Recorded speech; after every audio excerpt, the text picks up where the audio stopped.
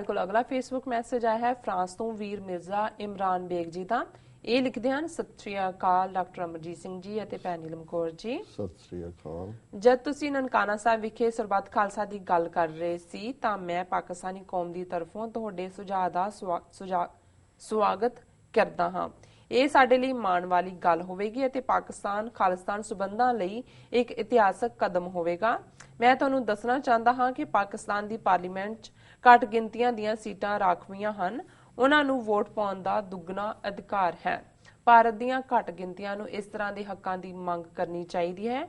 ਸਿੱਖਾਂ, ਮੁਸਲਮਾਨਾਂ, ਈਸਾਈਆਂ, ਦਲਿਤਾਂ, ਪਾਰਸੀਆਂ ਦੀਆਂ ਸੀਟਾਂ ਰਾਖਵੀਆਂ ਹੋਣ ਅਤੇ ਉਹ ਇੱਕ ਦੂਜੇ ਦੀ ਮਦਦ ਕਰ ਸਕਣ ਅਤੇ ਸਰਕਾਰ ਵੀ ਬਣਾ ਸਕਣ। ਜੀ ਡਾਕਟਰ ਸਾਹਿਬ।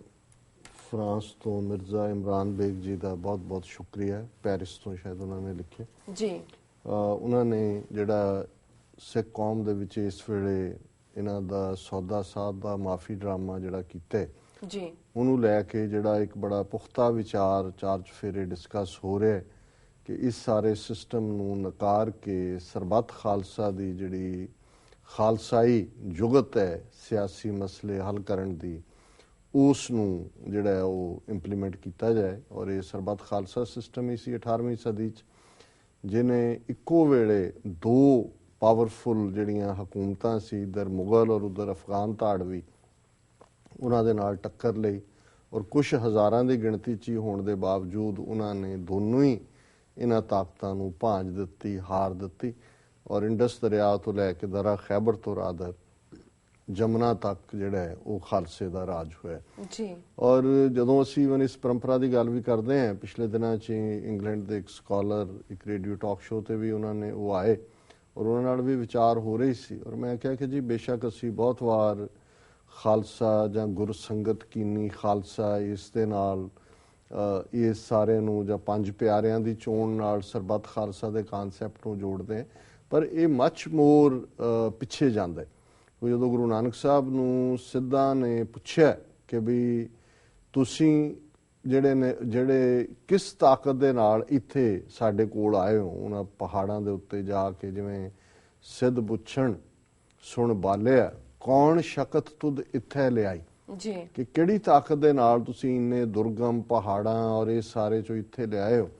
ਤੇ ਗੁਰੂ ਸਾਹਿਬ ਨੇ ਜਵਾਬ ਦਿੱਤਾ, ਗੁਰ ਸੰਗਤ ਬਾਣੀ ਬਿਨਾ ਦੂਜੀ ਓਟ ਰਾਈ ਨਾ ਕਾਈ, ਦੂਜੀ ਓਟ ਹੈ ਨਾ ਰਾਈ, ਹੈ ਨਾ ਕਾਈ ਜਾਂ ਰਾਈ, ਮੈਂ ਇਹਨੂੰ ਕਰੈਕਟ ਨਹੀਂ ਪ੍ਰੋਨਾਂਸ ਕਰ ਰਿਹਾ, ਕਿ ਮੇਰੇ ਕੋਲ। ਔਰ ਉਹਦੇ 'ਚ ਵੀ ਉਹਨਾਂ ਨੇ ਸਭ ਤੋਂ ਪਹਿਲਾਂ ਸੰਗਤ ਦੀ ਗੱਲ ਕੀਤੀ, ਫਿਰ ਗੁਰ ਸੰਗਤ ਬਾਣੀ ਬਿਨਾ, ਕਿ ਵੀ ਜਿਹੜੀ ਮੇਰੀ ਸਟਰੈਂਥ ਹੈ ਇਹ ਸੰਗਤ ਹੈ, ਗੁਰ ਸੰਗਤ ਹੈ। ਔਰ ਫਿਰ ਅਸੀਂ ਇਹ ਇੱਥੋਂ ਸ਼ੁਰੂ ਹੁੰਦੀ ਹੈ ਗੱਲ ਕਿ ਭਾਈ ਸੰਗਤ ਨੂੰ ਜਾਂ ਜਿਹੜੀ ਕਲੈਕਟਿਵ ਗੱਲ ਹੈ ਉਹਨੂੰ ਗੁਰੂ ਨਾਨਕ ਸਾਹਿਬ ਨੇ ਆਪਣੀ ਪਹਿਲੀ ਸਟਰੈਂਥ ਦੱਸਿਆ, ਬਾਣੀ ਨੰਬਰ 2 ਤੇ ਕਿਹਾ।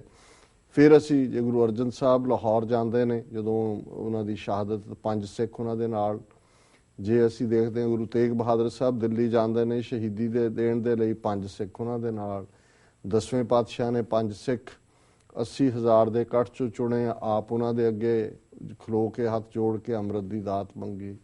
ਚਮਕੌਰ ਦੀ ਗੜੀ 'ਚ ਜਿਹੜਾ ਪੰਜਾਂ ਦੇ ਬੇਨਤੀਨੁਮਾ ਹੁਕਮ ਨੂੰ ਮੰਨ ਕੇ ਛੱਡੀ ਗੜੀ ਚਮਕੌਰ ਦੀ, ਔਰ ਅਖੀਰ 'ਚ ਜੋਤੀ ਜੋਤ ਸਮਾਨ ਤੋਂ ਪਹਿਲਾਂ ਗੁਰੂ ਗ੍ਰੰਥ ਸਾਹਿਬ ਦੀ ਤਾਬਿਆ 5 ਸਿੱਖ ਔਰ ਗੁਰੂ ਗ੍ਰੰਥ ਗੁਰੂ ਪੰਥ ਦਾ ਕਾਨਸੈਪਟ ਦਿੱਤਾ। ਸੋ ਅਸੀਂ ਸਮਝਦੇ ਹਾਂ ਵੀ ਇਹ ਜਿਹੜਾ ਇੱਕ ਵਾਹਦ ਲੀਡਰ ਦਾ ਕਾਨਸੈਪਟ ਆ ਗਿਆ, ਦੇਖੋ ਦੇਖੀ ਮਹਾਰਾਜਾ ਰਣਜੀਤ ਸਿੰਘ ਦੇ ਵੇਲੇ ਵੀ ਉਹਨੇ ਡਿਸਟਰੋਏ ਕੀਤਾ ਹੈ ਸਾਰੇ ਸਰਬੱਤ ਖਾਲਸਾ ਕਾਨਸੈਪਟ ਨੂੰ। 20ਵੀਂ ਸਦੀ ਜਦੋਂ ਗੁਰਦੁਆਰੇ ਸਾਡੇ ਕੋਲ ਆਏ ਵਾਪਸ ਪੰਥ ਕੋਲ, ਉੱਥੇ ਹੀ ਅਕਾਲ ਤਖਤ ਦੀ ਤਾਬਿਆ ਹੀ ਪਹਿਲਾਂ ਸ਼੍ਰੋਮਣੀ ਕਮੇਟੀ ਸੰਗਤ ਚੋਂ ਹੀ ਬਣੀ ਸੀ, ਕੋਈ ਵੋਟਾਂ ਨਾਲ ਤਾਂ ਨਹੀਂ ਸੀ ਬਣੀ।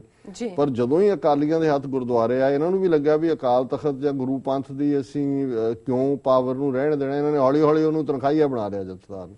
ਸੋ ਅਸੀਂ ਸਮਝਦੇ ਹਾਂ ਕਿ ਵੀ ਇਹ ਸਾਰਾ ਸਿਸਟਮ ਟੁੱਟਣ ਦੀ ਗੱਲ। ਔਰ ਉਹਨਾਂ ਨੇ ਨਨਕਾਣਾ ਸਾਹਿਬ ਦੀ, ਕਿਉਂਕਿ ਜਿਹੜੀ ਦਿੱਲੀ ਕਨਵੈਨਸ਼ਨ ਹੋਈ ਹੈ ਉਹਦੇ 'ਚ ਵੀ ਇਹ ਮੰਗ ਹੈ, ਸੋ ਉਹਨਾਂ ਨੇ ਪਾਕਿਸਤਾਨੀ ਕੌਮ ਵੱਲੋਂ ਮੁਬਾਰਕਬਾਦ ਦਿੱਤੀ ਹੈ ਜਾਂ ਮੁਬਾਰਕ ਕਿਹਾ ਕਿ ਅਸੀਂ ਜੇ ਉੱਥੇ ਕਰੀਏ ਔਰ ਦੋਨਾਂ ਨੇਸ਼ਨਸ ਦੀ, ਖਾਲਿਸਤਾਨ ਔਰ ਸਿੱਖ ਨੇਸ਼ਨ ਦੀਆਂ ਸਾਂਝਾਂ ਮਜ਼ਬੂਤ ਹੋਣਗੇ।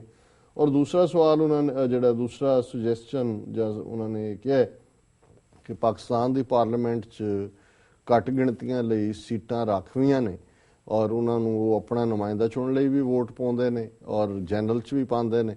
ਔਰ ਇਹੀ ਮੰਗ ਜਿਹੜੀ ਹੈ ਇਹ ਭਾਰਤ ਦੇ ਵਿੱਚ ਵੀ ਘੱਟ ਗਿਣਤੀਆਂ ਨੂੰ ਕਰਨੀ ਚਾਹੀਦੀ ਹੈ। ਔਰ ਮੈਂ ਸਮਝਦਾ ਵੀ ਇਹ ਠੀਕ ਗੱਲ ਹੈ ਕਿ ਇੱਕ ਪਾਸੇ ਪਾਕਿਸਤਾਨ 'ਚ ਬੇਸ਼ੱਕ ਇੱਕ ਅੰਦਾਜ਼ੇ ਮੁਤਾਬਕ 20-25 ਹਜ਼ਾਰ ਸਿੱਖ ਨੇ ਜੀ, ਲੇਕਿਨ ਪੰਜਾਬ ਦੀ ਅਸੈਂਬਲੀ 'ਚ ਵੀ ਇੱਕ ਸਿੱਖ ਨੁਮਾਇੰਦਾ ਹੈ। ਇਸੇ ਤਰ੍ਹਾਂ ਖੈਬਰ ਪਖਤੂਨਵਾ ਜਿਹਦੇ 'ਚ ਕਿ ਹੋਰ ਵੀ ਬਹੁਤ ਥੋੜਾ ਨੰਬਰ ਹੈ, ਉਹਦੇ 'ਚ ਵੀ ਇੱਕ ਡਾਕਟਰ ਸੂਰਨ ਸਿੰਘ ਇੱਕ ਨੁਮਾਇੰਦਾ ਹੈ। ਔਰ ਬਲੋਚਿਸਤਾਨ ਦੇ ਇੱਕ ਕਬੀਲੇ 'ਚ ਵੀ ਹੁਣ ਤਾਂ ਮੈਨੂੰ ਪਤਾ ਨਹੀਂ, ਲੇਕਿਨ ਇੱਕ ਸਟੇਜ ਸੀ ਕਿ ਬਲੋਚਿਸਤਾਨ ਦੇ ਵਿੱਚ ਵੀ ਇੱਕ ਸਿੱਖ ਨੁਮਾਇੰਦਾ ਸੀ। ਸੋ ਜੇ ਪਾਕਿਸਤਾਨ 'ਚ 20-25-30 ਹਜ਼ਾਰ ਸਿੱਖਾਂ ਨੂੰ 3 ਸੂਬਿਆਂ ਦੇ ਵਿੱਚ ਨੁਮਾਇੰਦਗੀ ਮਿਲਦੀ ਹੈ ਔਰ ਪਾਕਿਸਤਾਨ ਨੇ ਜਿਹੜਾ ਪਾਕਿਸਤਾਨ ਸਿੱਖ ਗੁਰਦੁਆਰਾ ਪ੍ਰਬੰਧਕ ਕਮੇਟੀ ਬਣਾਈ ਹੈ, ਪਾਕਿਸਤਾਨ ਨੇ ਸਿੱਖ ਮੈਰਿਜ ਐਕਟ, ਆਨੰਦ ਮੈਰਿਜ ਐਕਟ ਪਾਸ ਕੀਤਾ ਹੈ। ਸੋ ਭਾਰਤ ਦੇ ਵਿੱਚ ਤਾਂ ਆਲਰੇਡੀ ਆਨੰਦ ਮੈਰਿਜ ਐਕਟ 1909 ਦੇ ਵਿੱਚ ਸੀ। ਅੰਗਰੇਜ਼ਾਂ ਦੇ ਵੇਲੇ ਆਲਰੇਡੀ ਸੈਪਰੇਟ ਇਲੈਕਟੋਰੇਟ ਸੀ ਸਿੱਖਾਂ ਦਾ, ਜਿਹੜੇ ਕਿ ਆਪਣੀਆਂ ਵੋਟਾਂ ਦੇ ਨਾਲ ਆਪਣੇ ਨੁਮਾਇੰਦੇ ਅੱਡ ਚੁਣਦੇ ਸੀ ਔਰ ਉਹਨਾਂ ਦੀ ਪ੍ਰੀਵੀ ਕੌਂਸਲ 'ਚ ਵੀ ਰਿਪਰੈਜ਼ੈਂਟੇਸ਼ਨ ਸੀ। ਔਰ ਈਵਨ ਬੀਤੇ ਟਾਈਮ 'ਚ ਜਦੋਂ ਭਾਰਤ ਦੇ ਵਿੱਚ ਈਵਨ ਇਹਨਾਂ ਦੀ ਨਹਿਰੂ ਦੀ ਸਰਕਾਰ ਦੇ ਜ਼ਮਾਨੇ ਤੋਂ ਵੀ ਇਹਨਾਂ ਦਾ ਹੁੰਦਾ ਸੀ ਕਿ ਈਵਨ ਵਜ਼ੀਰਾਂ ਦੇ ਵਿੱਚ ਵੀ ਇੱਕ ਫੁੱਲ ਫਲੈਜਡ ਮਿਨਿਸਟਰ ਪੱਗ ਵਾਲਾ, ਭਾਵੇਂ ਉਹਨਾਂ ਦੇ ਹੀ ਸੀ ਬੰਦੇ, ਸਵਰਨ ਸਿੰਘ ਹੁੰਦਾ ਸੀ ਫੁੱਲ ਫਲੈਜਡ ਮਿਨਿਸਟਰ, ਔਰ ਕਦੇ ਡਿਫੈਂਸ ਹੈ, ਕਦੇ ਐਕਸਟਰਨਲ ਅਫੇਅਰਸ ਹੈ, ਕਦੇ ਦੂਜਾ, ਤੇ ਇੱਕ ਮਿਨਿਸਟਰ ਆਫ ਸਟੇਟ ਹੁੰਦਾ ਸੀ। ਉਹ ਕਈ ਵਾਰੀ ਇਕਬਾਲ ਸਿੰਘ ਫਾਜ਼ਿਲਕਾ ਤੋਂ ਸੀ। ਔਰ ਹਮੇਸ਼ਾ 2 ਮਿਨਿਸਟਰ ਮਿਨੀਮਮ ਜਿਹੜੇ ਨੇ ਉਹ ਰਹੇ ਨੇ। ਹੁਣ ਤਾਂ ਸਿਰਫ ਬਾਦਲਾਂ ਦੇ ਟੱਬਰ ਨੂੰ ਦਿੱਤਾ ਹੈ ਕਿ ਵੀ ਉਹ ਫੂਡ ਪ੍ਰੋਸੈਸਿੰਗ ਦੇ ਥੱਲੇ, ਤੇ ਉਹ ਵੀ ਜਦੋਂ ਗੰਢਿਆਂ ਦੀ ਕਮੀ ਹੁੰਦੀ ਹੈ ਤਾਂ ਕਹਿੰਦੀ ਕੋਈ ਨਹੀਂ ਅਸੀਂ ਪੇਸਟ ਬਣਾ ਕੇ ਵੇਚਾਂਗੇ। ਸਿੱਖਾਂ ਦੀ ਨੁਮਾਇੰਦਗੀ ਉੱਥੇ ਜਿਹੜੀ ਹੈ 2 ਕਰੋੜ ਸਿੱਖ ਜਿਹੜੇ ਨੇ ਉਹ ਇਹ ਨੁਮਾਇੰਦਗੀ ਕਿਉਂਕਿ ਗਾਇਬ ਕਰ ਦਿੱਤੇ ਉਹਨਾਂ ਨੇ। ਜਿਹੜੀ ਈਵਨ ਜਿਹੜੇ ਨਮੂਨੇ ਹੀ ਖੜੇ ਕਰਦੇ ਸੀ ਜੋ ਦੂਸਰਿਆਂ ਨੂੰ ਨਜ਼ਰ ਤਾਂ ਆਉਂਦਾ ਸੀ ਕਿ ਵੀ ਇਹ ਹੈ, ਹੁਣ ਤੱਕ ਆਉਂਦਿਆਂ ਉਹ ਵੀ ਗਾਇਬ ਕਰ ਦਿੱਤੇ।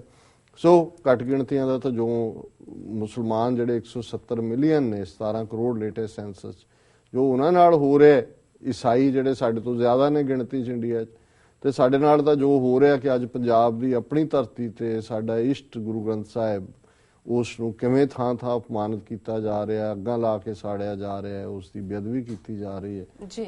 ਸੋ ਫਿਰ ਵੀ ਜੇ ਸਾਡੇ ਕਿਸੇ ਅਨਸਰ ਨੂੰ ਇਹ ਲੱਗੇ ਕਿ ਜੀ ਨਹੀਂ ਇਹਨਾਂ ਦੇ ਸਿਸਟਮ 'ਚ ਅਸੀਂ ਕਿਉਂ ਨਹੀਂ ਗੁਜ਼ਾਰਾ ਕਰ ਸਕਦੇ ਜੀ, ਕਿਉਂ ਨਹੀਂ ਹੋ ਸਕਦਾ, ਤਾਂ ਫਿਰ ਹੁਣ ਉਹਨਾਂ ਨੂੰ ਅਸੀਂ ਹੋਰ ਕੀ ਕਹਿ ਸਕਦੇ ਹਾਂ। ਜੀ ਬਿਲਕੁਲ ਡਾਕਟਰ ਸੋ ਸਾਹਿਬ, ਇਹਨਾਂ ਦਾ ਸ਼ੁਕਰੀਆ ਜੀ ਡਾਕਟਰ ਸਾਹਿਬ ਇੱਥੇ ਲੈਣੇ ਆ ਇਮਰਾਨ ਜੀ ਦਾ।